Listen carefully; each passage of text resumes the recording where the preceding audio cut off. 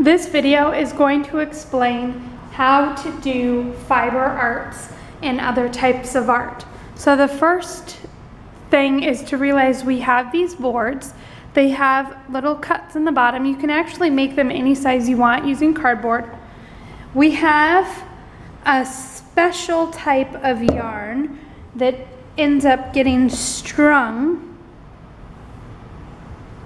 in between these boards, and then we have all sorts of specialty yarns and ribbons that you can use to actually weave whatever it is you're making.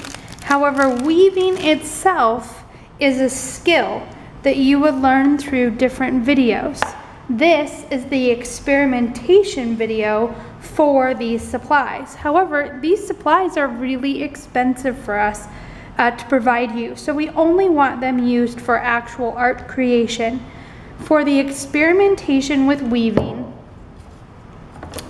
and fibers, we're going to use paper. So I just went to the paper cutter and I took a heavier weight scratch piece of paper, fold it in half, and then I cut these slips.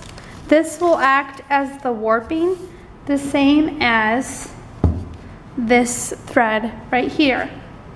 Then, to act as the yarn, I have these strips, and then we're gonna live without the board insert.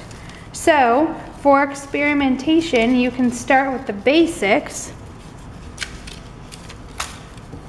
of just going back and forth, but start playing around with it. What happens if the material you're using is of different sizes? What happens if you start to angle it and crisscross it in unusual ways? What happens if you skip spots? Now, it could be that what happens is failure, or it could be that it works. So remember, our goal during this experimentation phase is to allow things that don't work to be just as important as things that do. Like, I see that I've kind of screwed this up because I don't have any sort of consistency in my weaving. So once you have confirmed that you've completely experimented, start thinking about, well, how do I make sure, oopsie, I screwed it up again, that my weaving doesn't go anywhere? What makes it strong? Do I need to do something to it? Or does keeping it tight or keeping it loose, what causes the weaving to start to act as a full sheet of paper?